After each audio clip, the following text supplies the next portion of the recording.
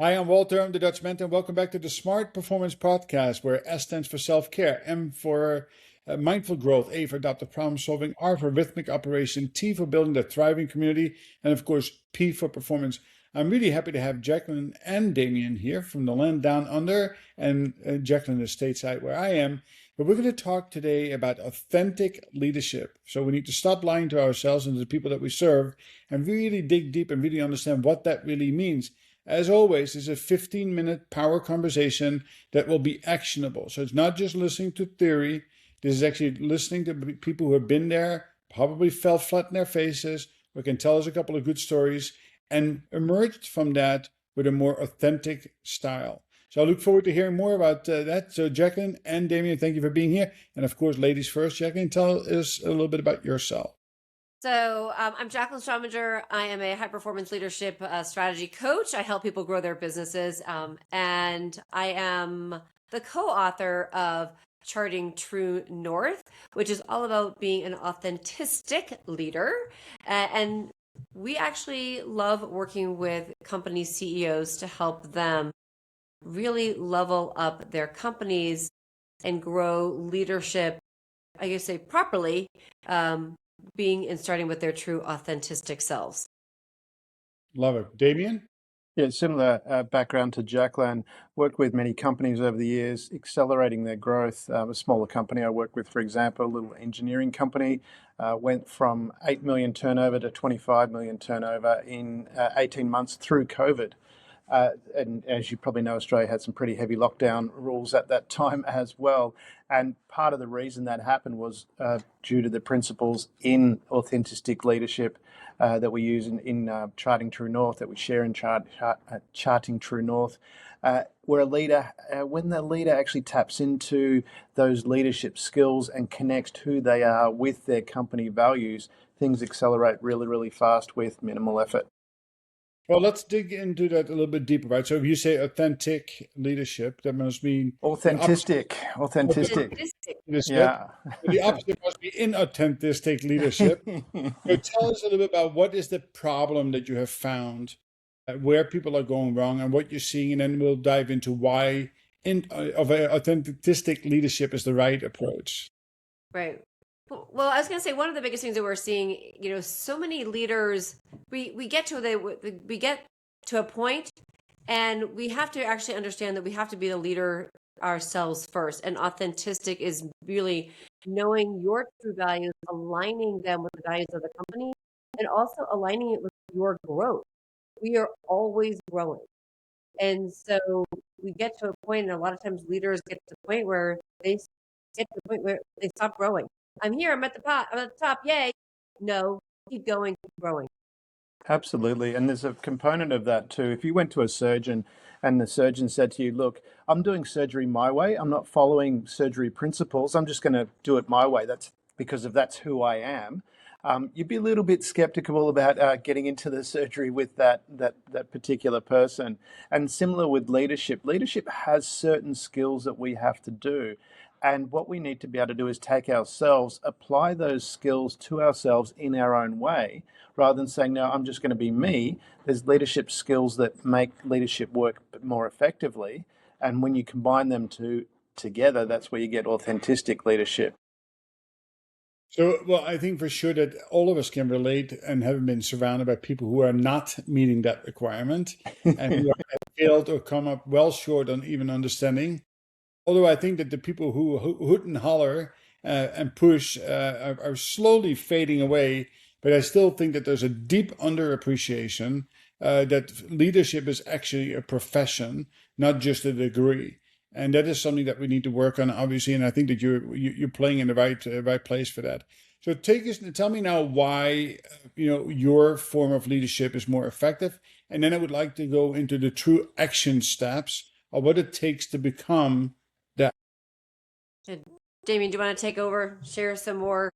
Yeah, well, actually, fair enough. One of the things that makes it different is when we do have that attitude, and I think there's been a lot of that prevalent today, where people focus on their feelings. It becomes what they feel first, and we've lost the true principles behind that. There are universal truths that exist, And you need to follow those. If you fight against them, life can be quite difficult. And that's where we've taken that back and looked and going, okay, what are the core principles of leadership? What makes a great leader? Not an ordinary leader, but a great leader. And there are a number of principles that apply.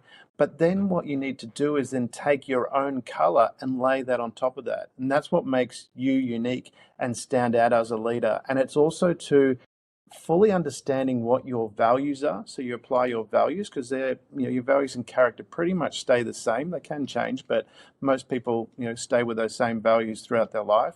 Applying those values and understanding what they are, and then applying them to your company as well, because that needs to be integrated. You need to have that congruency between your own values and your company values. And then you can apply that across the board as well, especially in your recruitment. You want people to be, as an employee, who align with those values as well. If people have extreme opposite values, it's going to create a disconnect. Unless you know what those values are and are applying them yourself, it becomes very difficult to apply them to your company and to recognize what other people's values are. And to that, when people are aligned, it's amazing when you see the companies that have that alignment and the growth that just happens, because the cohesiveness of the team is just remarkable. And, talk about action items is really, if you as a leader have not sat down and really looked at your values that you inhibit yourself and that you want your company to have, right now, after you're done listening to this, go and take a piece of paper and write down your top 5 values. Really be clear on those values and be clear on where you want to go personally and professionally. And it also is important for your team. Each team, I hate the word manager, but leader, they're the CEO of their team, needs to do the same thing. So if you are running a company, do this as a practice with everybody on your team, at the leadership level. You want to make sure you're all aligned. Absolutely, and that's where we've taken that a step further with the book. As Jacqueline said, go away and write that out. But what we've done with the book, it's actually not a big reading book. It's full of little exercises to do as a leader, so you can really explore it. So there's a little bit of a preamble at the start and a small little chapter which explains what authentic leadership is. But then it's broken up into 4 different sections that you can work through. And then at the end, there's a 30-day journal where you go through and you can really explore what your values are, what makes you authentic, so that you can then apply that in your life. And as we know, it takes 21 to 28 days of or repetitions to create a new habit. We've got a 30-day journal at the back of the book to really help integrate the changes you need to make to be really you. And that makes you, when we look at leadership, one of the key principles is having a compelling future, and we talk about that in the book. When you have that compelling future, you wake up every day because you want to wake up, because you know what you're contributing to the world, you know how you're getting those benefits, and you're able to align with that. And it makes each day amazing from the perspective of yourself, but also the people you're around, and you really inspire them. I see that every day with a couple of the groups that I'm president of. People just go and do amazing things because you can inspire them, because you're coming from an authentic place. And you're modeling authentic behavior because it's not forced. Yeah, so let's take. I want to peel it back just a little bit. So here is a person that has grown up in an institution and that is more authoritarian. Is trying to apply for jobs and being denied, and he's being told that his leadership style is just not matching the need of the organization. Tell me, what is that person to do? Good question. Very good question. Well, Did you want to take? I was going to say, one of the first things I would say, if they're not meeting the needs of the organization, I think I always want to say to people, if you're applying for a job, reverse it, right? Look first at the company and their values. Do they align with you? If your values are not aligned with the company, don't apply. Really, what makes you want to be part of that company? And if somebody says your leadership style is not aligned with the company, you can always ask the question, well, tell me what your values are as a company and tell me what leadership style you like. or what you think is the right leadership style. Most people would, leadership style should be about rising, having a team rise up. But we all need to start by looking at the values of the company and seeing first and foremost if you align with them. Reverse your process. See, when you're looking for that company, look at what the company does. Do you love it? Can you see yourself there? Do you like what the company stands for? Do you like the values of it? If you're not aligned, you won't get the job, because it's going to ring true in the energy that you're bringing into that interview. Absolutely. Yeah. I second exactly what Jacqueline said there. You're not applying for a job. You're actually vetting them to see whether you're suitable to whether they align with you.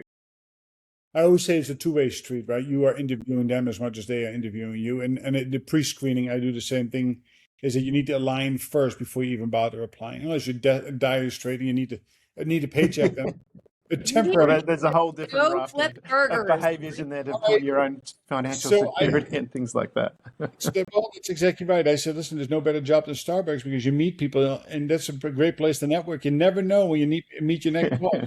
Very Go true. drive over at the local airport and bring them to Wall Street. And listen, it's amazing the people you meet along the way. Right.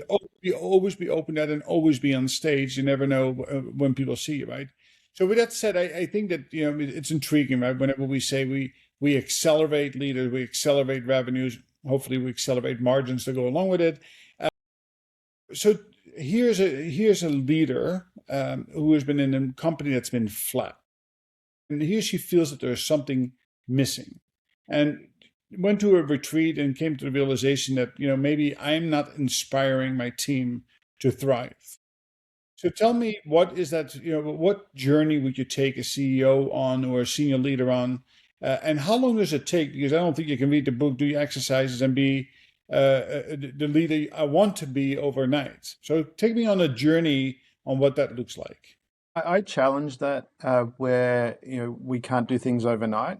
Change happens instantaneously. It's the lead up to change. It's how much we fight against being able to do things differently, because that's what change is, doing something differently. A lot of times that we fight against it, and that's where the difficulty comes, and that's where it becomes hard. My son, karate sensei, we were having a chat about hard and easy, and he was talking about how things are being hard. And I said, well, you're a 7th Dan black belt. If I asked you to do grading at yellow belt level, how hard would it be? And he said, oh, it'd be really easy. And I said, that's the point. Hard or easy is relative to your level of skill.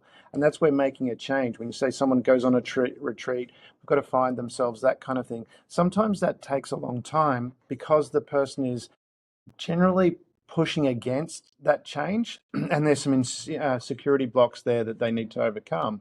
But once they overcome them, that change happens in an instant. And that's when we really get to that point. And this comes to identity as a leader. You're right. I mean, a leader with a compelling future, who is confident in themselves, who looks in the mirror and wakes up and goes, yeah, I own this space. And that's a step. When you take every step, it should be, that is my space, I'm in there. When you create that about yourself, which is what being authentic is about, you really understand who you are, then you project that out, and that people are just naturally inspired by that confidence. Right. I was just going to say, and the other thing is, somebody goes to a retreat and they're thinking, I'm not inspiring my team enough.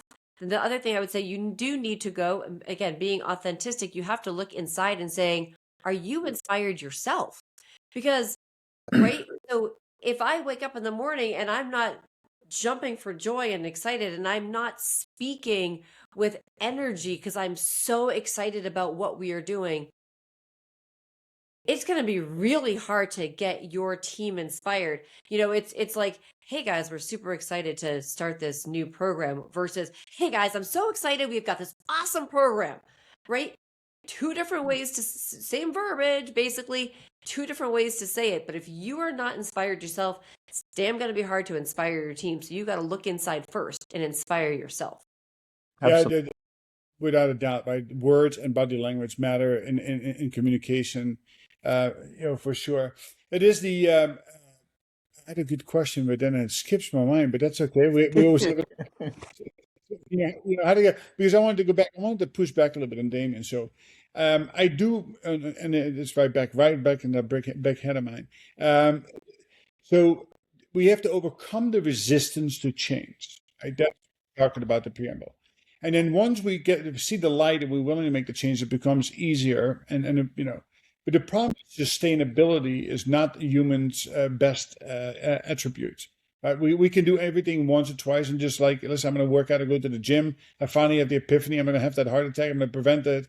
I'm now overcome the resistance to change. I'm going to buy that membership. I go 4 times the first week, 3 times the second week, 2 times the third week, and I go back one more time for the rest of the year. That tends to be so. Give me something tangible, an action that you take Yeah, to be exactly. Yeah, sustainable. Yeah. absolutely. And what you're talking about there is identity, which is something that we address in Charting True North. The identity that you have of yourself is what will come forward. So you can have the idea of going to the gym, and you can get the membership, you can go a couple of times, and that's an idea. That's not your identity. Someone whose identity is that I go to the gym every day, they just go there. And it's as Jacqueline was talking about, you wake up, you're excited. When your identity, who you see yourself as, it then drives what you do. It becomes uncomfortable. When I was writing a separate book, I was stopped writing and I started binge watching some TV. And I was sitting and binge watching and I'm thinking, oh, I'm procrastinating, but I don't believe procrastination exists. You're doing exactly what you want to be doing in that time. And I looked at myself, and what I was saying to myself, what was going on inside my head was, I want to find out what happens next in the TV show. So I stopped, I was aware of that, and I said, I'm a writer. And all of a sudden, it became really, really uncomfortable to sit and watch the next episode. It shifted my body. And that's what happens with people when you're talking about that and they're fighting against it. Their identity hasn't changed. They're still the person that goes, I really, I like the idea of going to the gym, but I'm not a person that goes to the gym every day. As soon as that becomes your identity and you can switch that in an instant, you then get up and you go every day. And people have made those shifts. As soon as you shift your identity, and it's a simple, Napoleon Hill talked about that in his book, Think and Grow Rich. You write it out on a piece of paper. How many people have said they want to go to the gym and they're reading every morning, I go to the gym. They're just not doing it because that's not their identity. Whereas, from my perspective, I know Jacqueline's the same. We have a set of goals. We repeat them in our heads the moment we wake up. It's gone out, and that's who we are. My personal mission statement, I enjoy life and sharing the joy of others. I do something daily that helps me overachieve, and I confidently and compassionately act for my values of honesty, excellence, and understanding. That's who I am. That's my identity. So I will behave from that. And as soon as you change your identity, your behavior changes. Part of that identity change is, some people have a hard time doing it alone, right? So, or coming up with that, you have to write it down. You do have to say it to yourself. You have to tell yourself, the words we say to ourselves every single day really matter. But the other part of that is accountability. You have to be able to say to somebody, you know what? I'm going to go to the gym every day. You're going to go to the gym every day. You're going to hold me accountable. I'm going to hold you accountable. And we're going to do those things. We're going to tell ourselves that we are now gym rats. We go to the gym all the time and work out. We are buff bodies at the gym. Or I'm an amazing leader who inspires my team every single day. And I work with people to make deeper connections. And like, what is the thing that you're telling yourself every single day? And that's going to actually change, what you think of yourself. So you go from not being the gym goer to being the gym rat. It's funny because the parallel I'm pulling is that I was a smoker until the day I threw my cigarettes into the garbage, and I identify myself as a non-smoker. I never thought about it again. While before that, I never made that mental commitment to it. So therefore, I went back and forth. So listen, very interesting topic. Where can we find you? Oh, you can find us actually on YouTube at pathfinder.al, Authentic Leadership. And we are also on LinkedIn, so you can find both of us on LinkedIn. I'm at Jacqueline Strominger and Damien's at Damien Andrews, but you can also look for Pathfinder as And well. where can we book? Amazon. The book is on Amazon, but also too, we've also got a licensing agreement because we have a corporate leadership program.